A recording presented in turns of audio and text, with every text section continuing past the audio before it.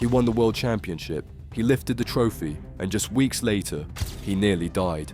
Andy the Viking Fordham wasn't just battling opponents, he was battling his own body. Every throw, every roar masked a darker truth, because the real fight wasn't on stage. It was inside him, and no one saw how bad it would get.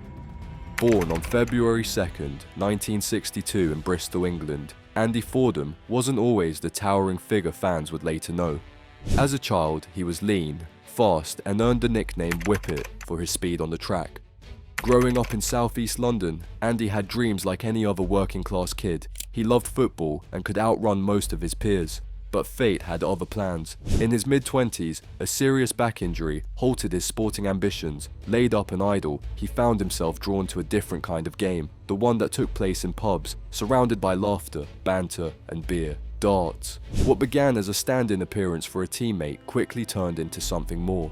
Behind the oche, Andy found rhythm, purpose, and eventually, greatness. He wasn't built like your typical athlete. By the time he entered the competitive scene, his frame had grown massively. But with that size came a unique kind of presence, an aura that made him unforgettable. His long hair, thick beard, and easygoing charm earned him the nickname, the Viking. What fans saw was a man living his dream. What they didn't see, at least not yet, was how much it was costing him. Andy's early years in darts were as unlikely as they were inspiring. In the 80s, while working as a plumber's apprentice and later as an electrician's mate, he spent most of his evenings in pubs, not just drinking, but playing. And throwing darts became second nature. He was self-taught, instinctive. What set him apart wasn't just skill, it was presence, a quiet confidence, a kind of grounded joy that made every win feel like it belonged to the fans just as much as to him. By 1994, Andy had made his mark on the international scene, winning both the Finnish and Swiss Opens. That same year, he beat a young Raymond van Barneveld in the final of the Finnish event. It was a sign of what was to come. In 1995, Andy made his debut at the BDO World Championship. He came in as the 6th seed and didn't disappoint.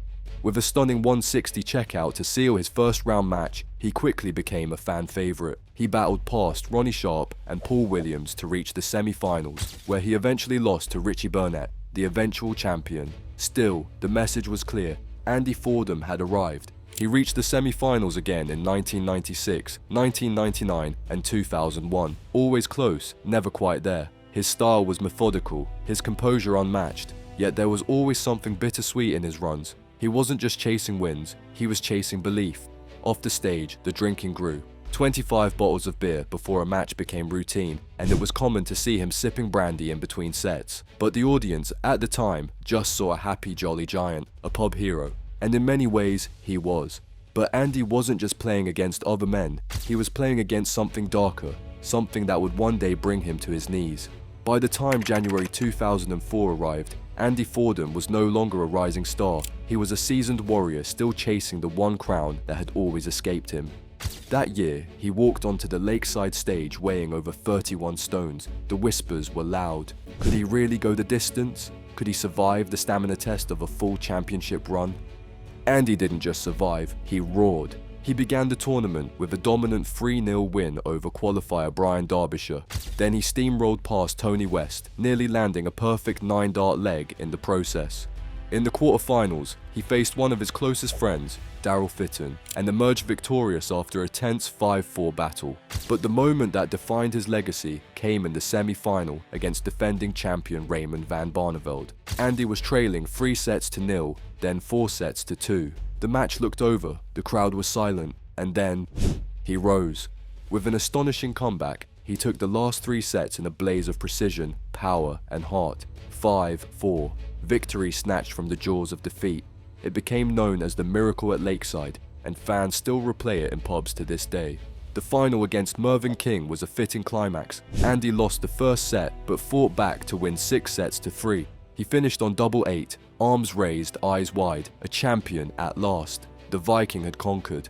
For a moment, it felt like a fairy tale. He celebrated by parading the trophy at Ibrox and the Den, home grounds of Rangers and Millwall, his beloved football clubs. The pub crowds roared. Darts had a new people's champion, and Andy was everywhere, on television, in newspapers, downing drinks with fans and smiling for photos. But while the crowd saw triumph, Andy felt something else entirely.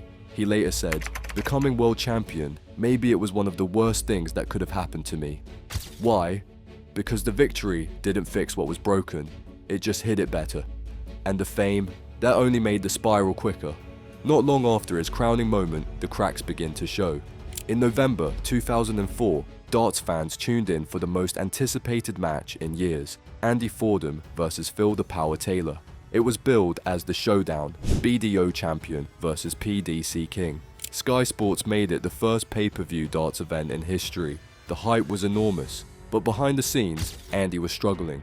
Just weeks before the match, he had fallen and fractured his wrist. He joked that drinking 8 lagers a day was helping it heal, but the truth was darker. He hadn't been able to practice properly. Worse, his alcohol consumption was out of control. On game day, he was still consuming over 24 bottles of beer and half a bottle of spirits just to calm his nerves. The match took place at the Circus Tavern, a venue infamous for its low ceilings and suffocating heat. From the start, Andy looked unwell. Sweat poured down his face. He swayed as he walked. By the 7th set, trailing 5 sets to 2, he leaned over to Phil Taylor and whispered that he couldn't breathe.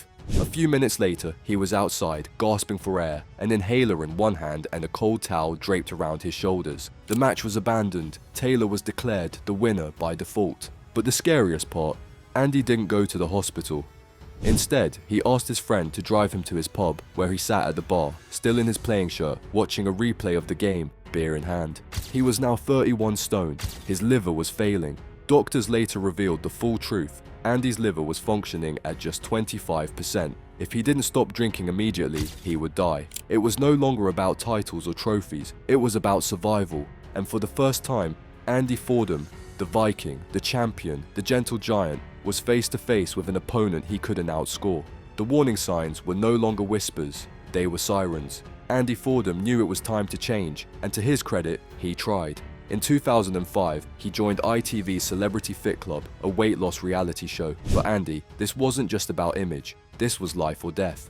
When the series began, he weighed just over 30 stone and 8 pounds. By the final episode, he had lost nearly 3 stone. He gave up alcohol, at least publicly, and began exercising. Swimming became a favorite. The water helped him feel lighter, freer. There was real progress, but there was also pressure. Andy later admitted that he was never truly comfortable in the spotlight. "People expected me to pick up where I left off, give them 180, he said. But I was nervous. I always had been. That's why I drank. It hid it. The following year, Andy returned to the World Championship stage. He lost in the first round. Fans said he didn't look like himself, and not just physically. The weight loss had changed his mechanics. His throws lacked the force they once had. But the worst came in January 2007. After another early exit at Lakeside, Andy collapsed in the dressing room with severe chest pain and shortness of breath. 5 men were needed to lift him onto a stretcher. He was rushed to hospital, where doctors drained 18 liters of fluid from his lungs. The diagnosis, advanced cirrhosis of the liver. That night, Andy had his last drink. He credited his wife Jenny for pulling him back from the edge. Over the next year, he shed an incredible 17 stone, more than 100 kilograms. His liver improved enough that doctors removed him from the transplant list. He was no longer the man he used to be, in every possible way. Andy made a tentative return to darts. He played a small tournament in Turkey in late 2007 and reached the semi-finals. But he admitted things were different now. "I used to have power in my shoulders, now it's like starting from scratch." His body was healing, but his confidence was still in recovery. The Viking had survived, but at a cost. Andy Fordham's return to darts was never about reclaiming titles. It was about rediscovering joy. After everything, the fame, the alcohol, the collapse, he just wanted to play again, to feel that rhythm, that hum of the crowd, that silence before the double.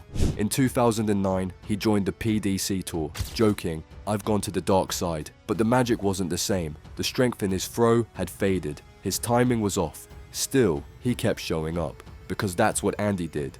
In 2015, he stunned the darts world by qualifying for the PDC Grand Slam, outlasting nearly 200 competitors. He beat Wayne Jones and pushed Adrian Lewis to the limit.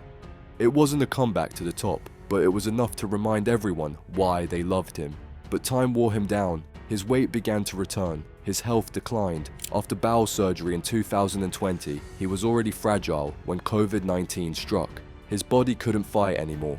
On July 15th, 2021, Andy Fordham passed away in hospital from organ failure. He was only 59. The darts world mourned deeply.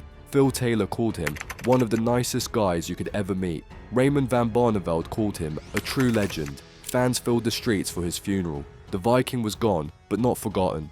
Yet Andy's true legacy wasn't about rankings or titles. It was about the battles no scoreboard shows. He faced addiction, he faced the collapse of his health, and still, he faced it all with honesty, humility, and heart. He once said, "Maybe becoming world champion was the worst thing that happened to me. But for those who watched him rise, fall, and rise again, he was more than a champion. He was a mirror. Proof that greatness isn't measured by how high you climb, but how many times you refuse to stay down." Andy Fordham showed us that real strength doesn't roar. Sometimes it limps, sometimes it trembles, but it moves forward anyway. So the next time you raise a glass, think of the Viking, the people's champion, the man who nearly lost it all and still gave everything he had left. He dominated the hockey for decades, but what did he do with all that prize money? From luxury cars to surprising investments, discover the wild spending habits of darts icon Phil "The Power" Taylor.